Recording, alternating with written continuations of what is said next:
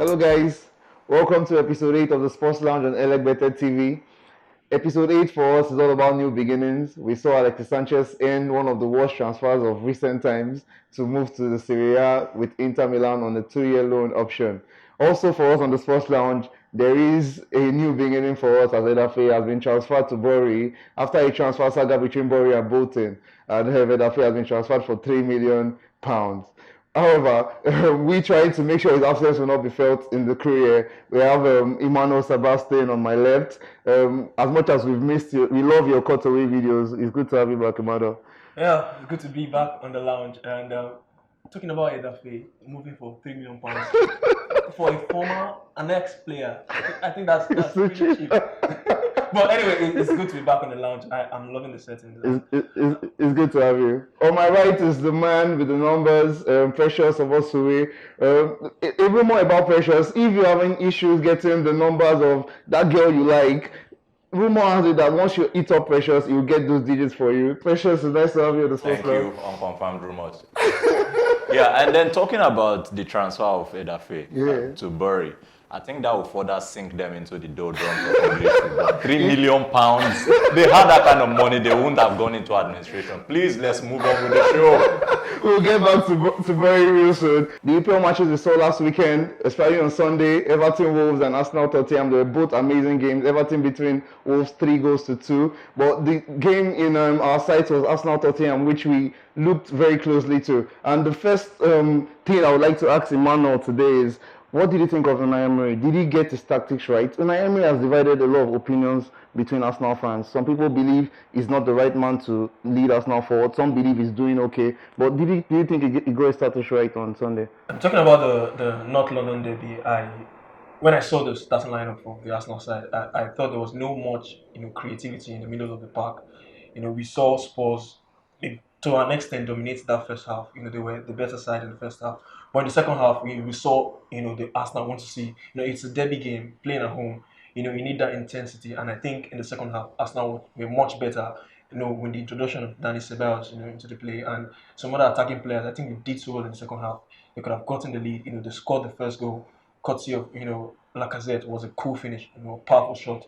And Aubameyang got the second goal. So it was a good second half, from Arsenal. And I think he got it spot on with the substitution in the second half. They could nearly have won the game. So, OG on that, Precious, this should be for you because I know you love numbers. Harry Kane in 10 games, or rather, 11 games against Arsenal, he scored 10 goals and 2 assists for Tottenham. That's an amazing record. He has replaced Jogba as the chief tormentor for Arsenal. Okay. So, what do you think of Harry Kane right now? I think it's a psychological thing. Yeah, he's one who he sees Arsenal and it's like a lion sees his prey. He knows I'll devour these guys. Even if you bring David Luiz in an Arsenal shirt, I'll eat him up. Bring Virgil van Dijk in an Arsenal shirt, I think Harry Kane will still score goals. Yeah. Another number game for you there. Harry Kane has scored 12 penalties. His last 12 penalties. Do you think he's the best penalty taker in the world right now? In Europe, in the Premier League, now I'll say yes, he is. What, in Europe, who is the best penalty taker in Europe? There. I have my bias. But talking about Sporky, I love the way Balotelli takes his spot kicks, but I don't know if it's the best for you. But I love, the style, the way he takes his spot kick, the slow run and the little jump before he moves. But those were two things that we're trying to get back from defeats, Arsenal and Tottenham. But two things that don't seem to want to stop becoming the best two teams in England right now, Man City and Liverpool, winning big. Man City 4-0, Liverpool 3-0. But earlier in the day on Saturday, Manchester United played a 1-1 draw with Southampton. This reminds me of an interview where Mourinho said that coming second to United was one of his greatest achievements. It was really ear-catching to hear that. But here's the video from Mourinho. The manager of one of the greatest clubs in the world, but I'm also one of the greatest managers in the world. I had great success last season. That's what probably you don't want to admit. And you do what you want, I do what I want. I analyze my performance myself, and for me it's more important what I think than what you think. And I think, and I repeat, that 2 seasons ago we had a fantastic season by winning the Europa League. This season and last season everybody thought Atletico Madrid amazing because they won the Europa League after being knocked out of the Champions League, we won the Europa League because that was our level. That was our level. And last season, I repeat, I won 8 titles. I won 8 titles. I am the only manager in the world that won Italy, Spain, and England. And by winning 8 titles, not small titles, not small countries, 8 proper titles, my second position last season is one of my greatest achievements in football. I think and I say, you disagree. You disagree. You have the right to disagree. No problem for me. So, Emmanuel, big sense of what Mourinho said. Seeing it today, with United drawing their second game, they've lost one, they've won one. Was Mourinho making sense on the day? I think Mourinho is one manager when he speaks, you would want to listen.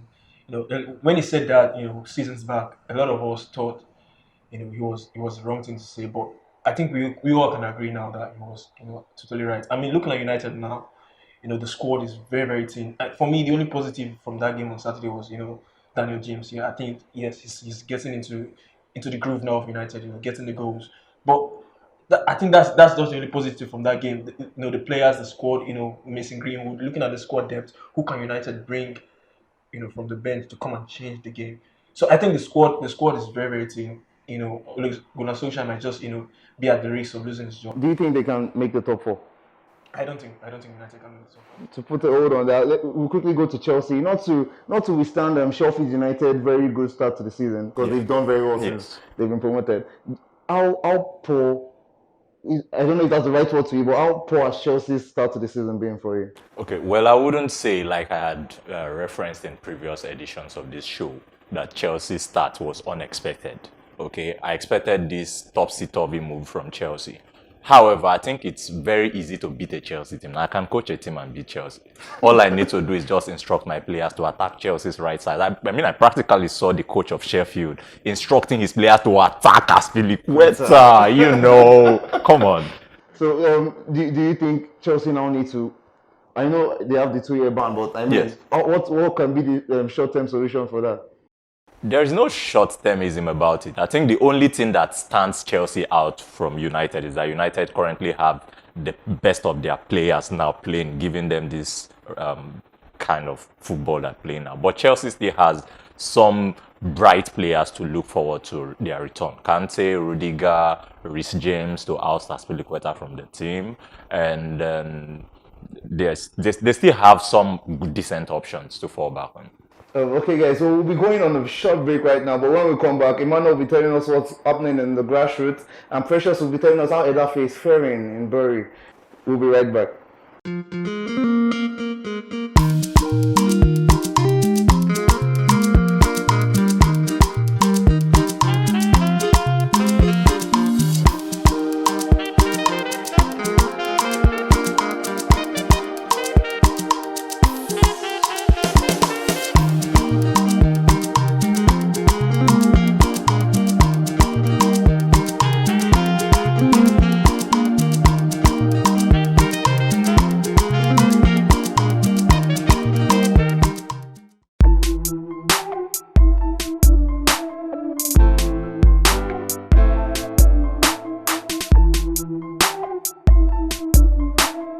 Pascal, he plays for Al Najma Football Club in Bahrain. He's born and bred in Ajegule, and your league is on break. Ajegule to the world. Came to watch us play football. Watch out for him. Watch out for him. My name is Ifeanyi Pascal Ikunifi. I'm from Ajegule. I play for Al Najma team Bahrain. Keep watching ELEGBETE TV. Thank you. So welcome back, guys. And like we said, when we get back, we'll talk about what's going on in grassroots. So, Emmanuel, what is the latest with grassroots? How is Opeyemi Lawal doing? Sadio Mane of the Sierra. Okay, first of all, shout out to my friend Ifeanyi Pascal Ikunifi. This is a close friend of mine. We played football together in Ajibule. And it's a joy to see your close friend, being successful career-wise, playing football. So he came all the way he plays for Al Najma Football Club in Bahrain.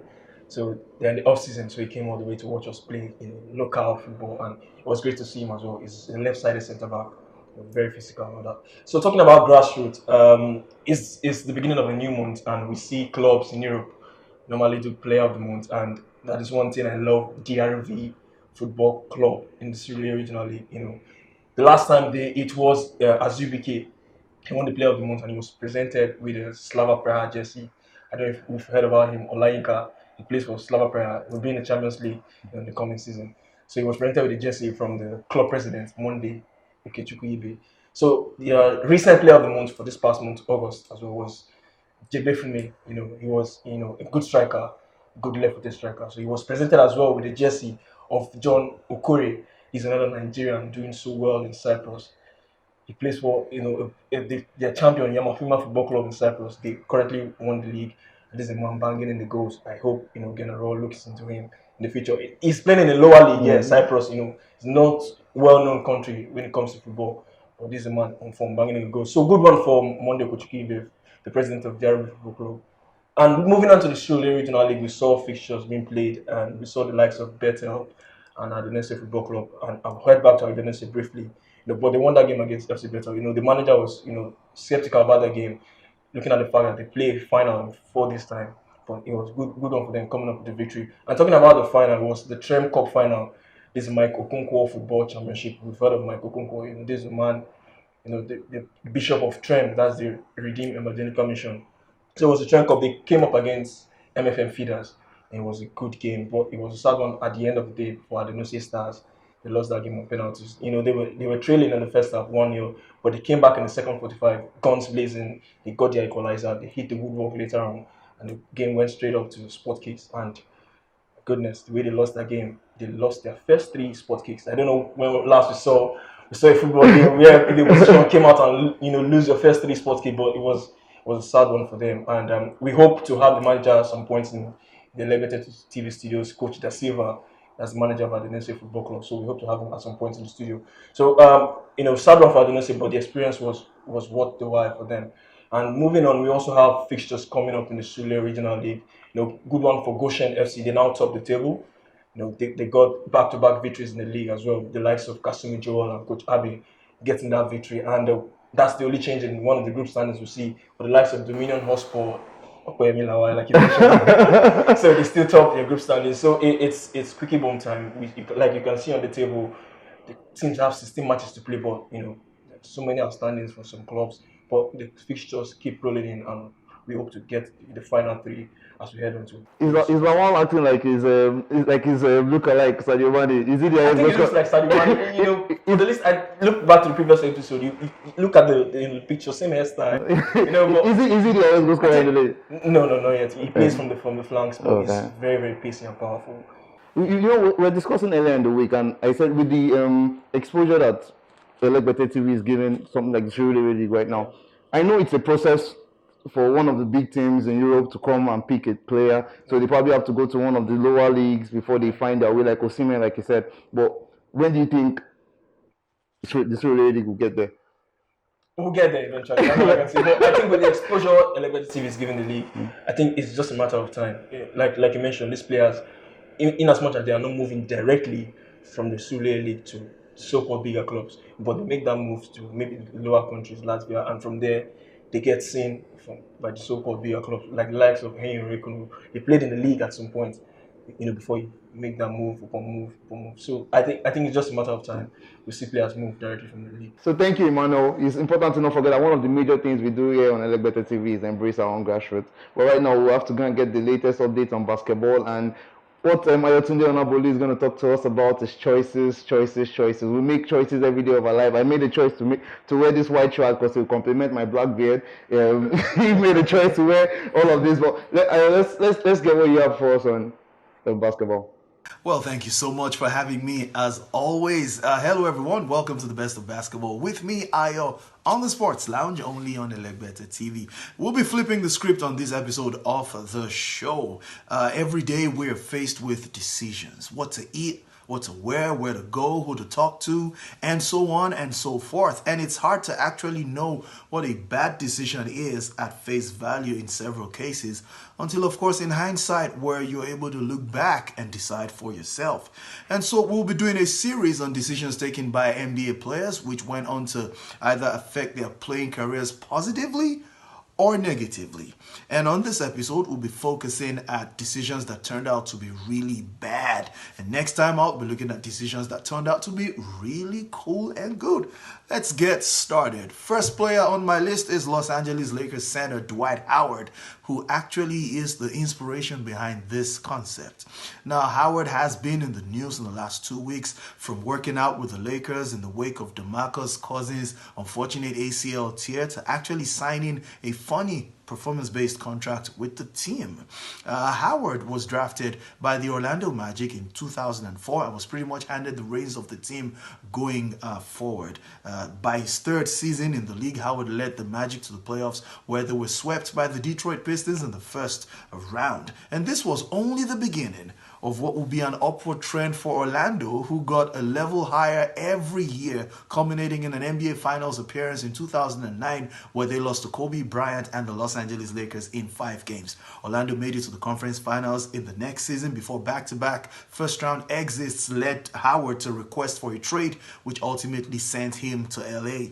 Howard perhaps drew inspiration from Shaquille O'Neal, who was also drafted number 1 overall by the Magic in 1992, led them to the NBA Finals in 1996, where they lost to Hakeem Olajuwon and the Houston Rockets in 4 games. Shaq left in 1996 to join the Lakers, similar to what Howard did in 2012. The only difference?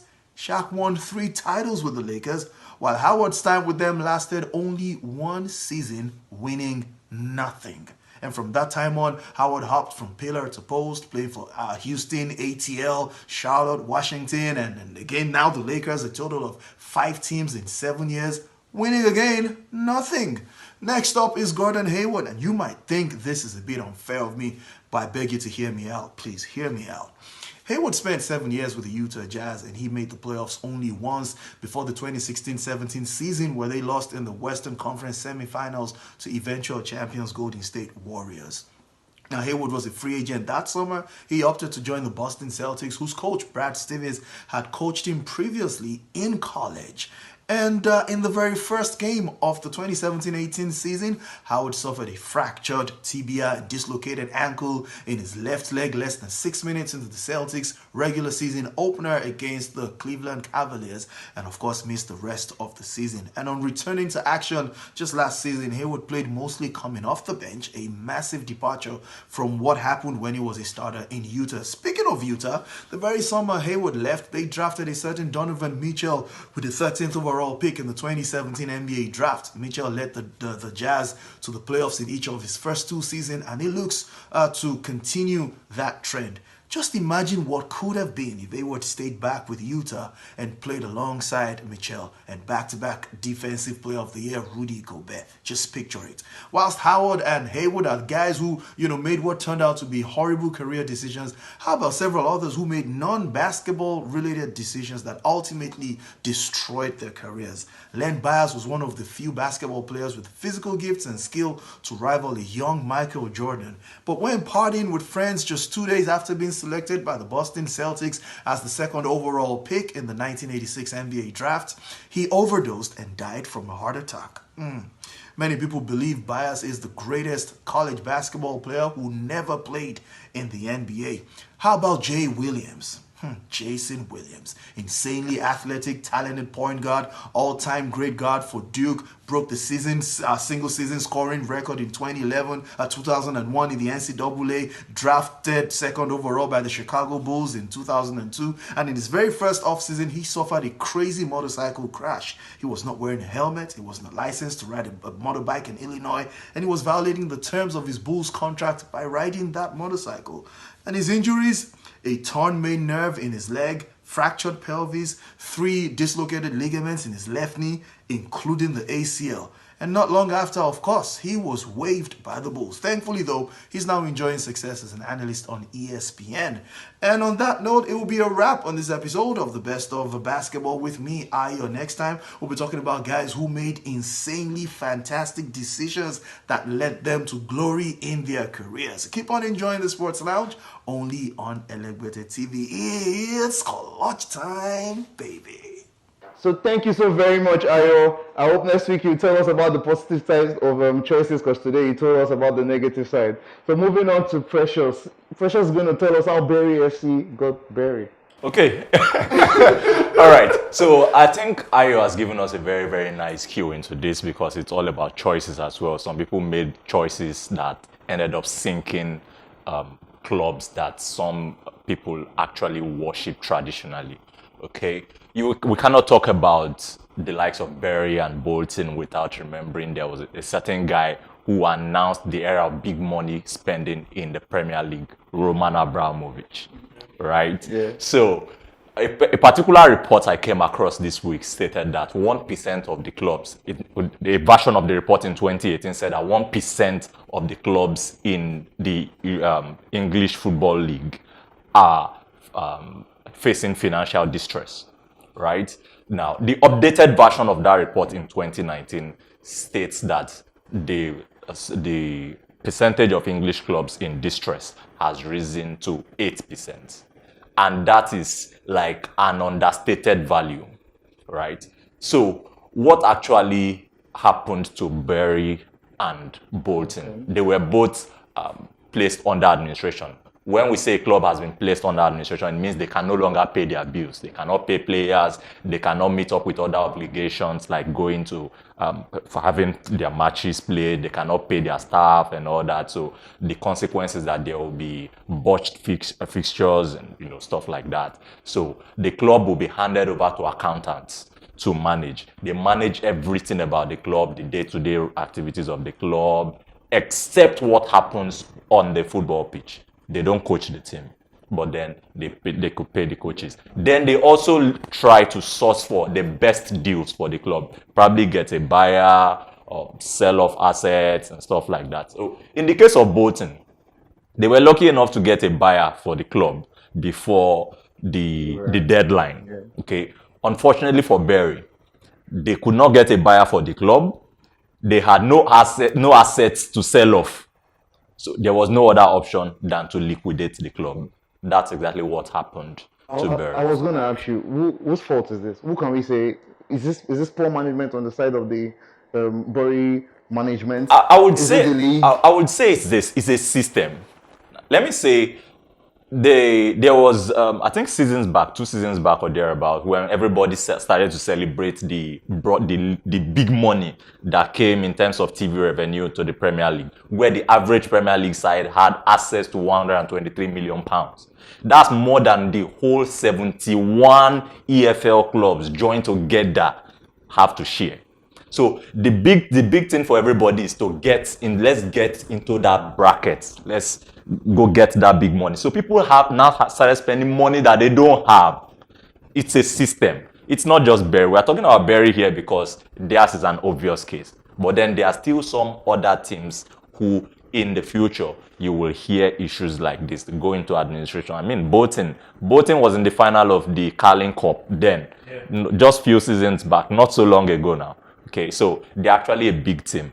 Very, maybe not as illustrious as Bolton Wanderers, but then they are all victims of a system.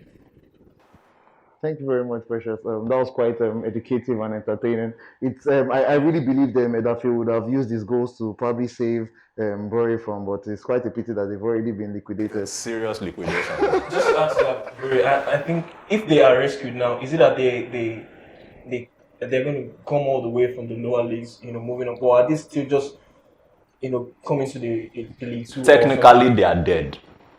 So what of dead and buried? There are no fixtures to play in, no league to play in, and there's usually a point deduction penalty for going into administration.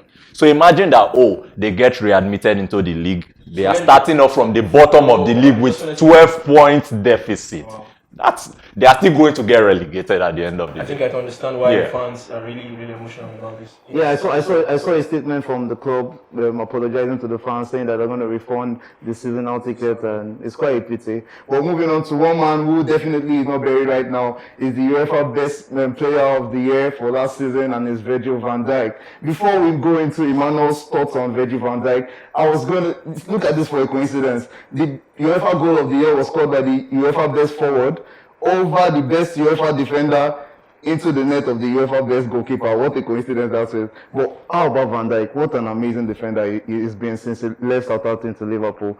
What do you think of his meteoric rise to stardom at this time? I think Van Dijk, he's been a good defender actually, and from his days in the lower leagues, and from moving from the Dutch league as well, from Groningen all the way to Celtic, from Celtic to Southampton, and eventually to Liverpool. And it's talking about the UEFA Best Player Award. I think each of the three players nominated, they have their case to win it.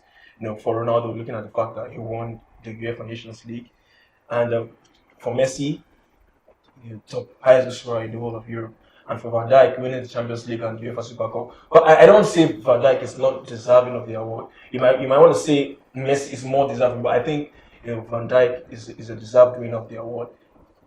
That's just what It's funny you should say that, because I believe Van Dijk merits it, because the work he's put into that Liverpool side cannot go unnoticed. And it brings me back to what Philip Lahm said some years ago. He said that this award is attack oriented, and from the onset, defenders are not treated fairly on that. So I feel it's right to reward Van Dijk for that. I think people want to see goals in game, and goals are what the likes of Lionel Messi and Cristiano Ronaldo brings to the game. But looking at Van Dijk, like you mentioned, the impact he's had on that Liverpool backline, he cannot go unnoticed. Whichever player he plays with, he pairs with on that defense line. There's just this, these improvements in all of them. So talking about the likes of Joe Gomez, Dejan Lovren, and Joe Matip. So the impact overall, we saw how the opposite defensive friendlies just went away. Immediately Van Dijk came in. They kept a lot of clean sheets. He saved a lot of points, and talking about the statistics as well, of him not being dribbled past for I don't want to go into that, but I think he's been beaten eventually. But Pepe as well. well. Van Dijk, good defender, but I think he deserved the award in my opinion. Maybe there are other players more deserving, but we all deserve it. Before we leave the Champions League draw that happened on the day, what do you think is the group of the? For me, it's the Barcelona group, obviously. Being drawn with Inter Milan and Dortmund, that is really a very tough I group. agree with you. Yeah, I think that's the group of death. So let's quickly move on to the Europa League. Hazard was given the Europa League Player of the Year, despite just playing how many matches? Why did you have to take on me for the Europa League? I'm playing in the Champions League this season. I'm not a United or an Arsenal fan. We apologize for that. Thank you. Apology accepted. Just give us your thoughts on that. Okay, now, I think it was an insult to Olivier Giroud to be overlooked for the award.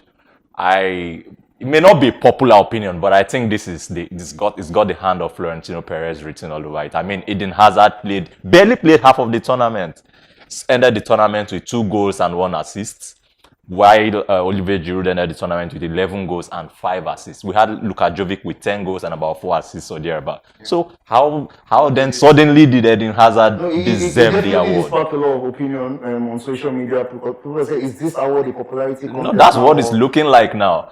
Like the most beautiful bride now, the biggest player in the tournament. Let's just give it to and the guy didn't even attend the ceremony. He didn't even attend. Well, as much as we're having fun, time flies when you're having fun. This has been the episode 8, all about new beginnings. We'll be checking closely on Edafi in Berry to see what the situation he can do for them there. So thank you very much, Precious Mosuri. Thank you very much, Emmanuel Sebastian. We've come to an end of the episode 8 on the Sports Lounge on ELEGBETE TV. We've had so much fun today, but just before we go, let's quickly we send our outfit messages to Luis Enrique, who lost his daughter this week. Also to Antoine Herbert, who lost his life on track in the Belgium race. We pray that our condolences go to their families. We hope that they're both in a better place right now. So thank you very much, guys. Please, we want you to subscribe, like, and comment. A big shout out to Peter Dursey, to Okwemi as well. Peter, please flow for commenting almost all throughout the episode. We really appreciate you. And please, as Edafe is not here anymore, we bury. Please try and help us not to get buried as well, like Bury FC. And kindly subscribe. Thank you so very much. We appreciate it. Goodbye.